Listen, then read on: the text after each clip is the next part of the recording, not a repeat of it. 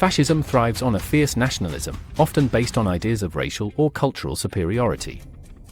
His comments about immigration, particularly from Mexico, have played into nationalist ideas. This debate isn't just an American issue, it's gone global, and the reactions are eye-opening. It's a worldwide political drama, with each country viewing Trump through the lens of their own experiences with power and freedom. This global perspective adds a whole new layer to our understanding. These ideas are influencing a larger political movement in America and beyond. Understanding them helps us make informed choices as citizens and recognize concerning patterns in our leaders. Fascism, a word that's been thrown around a lot lately, especially when talking about Donald Trump. But what does it really mean? And is it fair to use such a loaded term? Today, we're diving deep into this controversial topic, exploring what fascism is, how it differs from authoritarianism, and whether Trump's actions and words fit the bill. To understand if Trump is a fascist, we first need to grasp what fascism really is. It's not just about having a strong government. Fascism is a complex ideology that rejects democracy in favor of a strongman leader, someone who claims to be the voice of the people.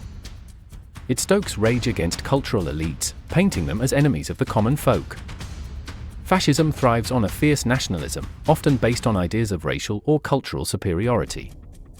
It glorifies strength and heroic warriors, viewing violence as a way to purify society. And lastly, fascism typically looks down on women and LGBTQ+ people, pushing for strict traditional gender roles. Fascism isn't new. It rose to power in the early 20th century, most infamously in Italy under Mussolini and Germany under Hitler. These regimes used many of the tactics we just discussed: strongman leadership, extreme nationalism, and scapegoating of minority groups. Understanding this history helps us spot similar patterns today. Now, fascism is often confused with authoritarianism, but they're not the same. Authoritarians want order and stability above all else. They'll work with elites if it keeps them in power. Fascists, on the other hand, want to completely reshape society. They attack elites and use nationalism to claim superiority, not just to assert state power. It's a crucial difference. So where does Trump fit in this picture? Let's look at some examples. He's used phrases like "I am your voice" and "I alone can fix it," echoing the strongman leader idea. He's repeatedly attacked elites, whether in media, politics, or culture. His comments about immigration, particularly from Mexico, have played into nationalist ideas. He's praised strength and toughness, even encouraging violence at times. And his attitudes towards women and LGBTQ+ rights have often aligned with traditional gender roles. These examples show some overlap with fascist ideas.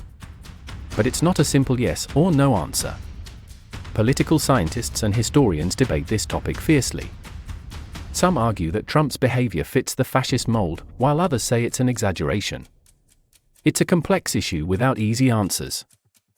This debate isn't just an American issue, it's gone global, and the reactions are eye-opening. In Germany, where the scars of Nazi fascism run deep, some leaders have drawn chilling parallels between Trump's tactics and their own dark history. Meanwhile, in Brazil, supporters of former President Bolsonaro, often called the Trump of the tropics, reject these comparisons outright. And in Hungary, where democracy is under pressure, the government views Trump as an ally, not a threat. It's a worldwide political drama, with each country viewing Trump through the lens of their own experiences with power and freedom. This global perspective adds a whole new layer to our understanding. It's not just about American politics, it's about how nations around the world are grappling with the very meaning of democracy in the 21st century. This isn't just about labeling one person. These ideas are influencing a larger political movement in America and beyond. Understanding them helps us make informed choices as citizens and recognize concerning patterns in our leaders.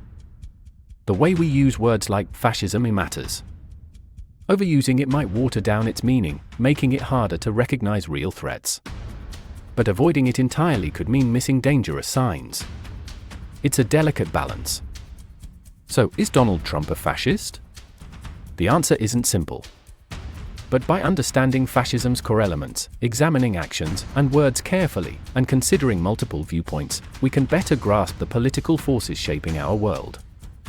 Whether or not the label fits perfectly, recognizing fascist tendencies in any leader is crucial for protecting democracy.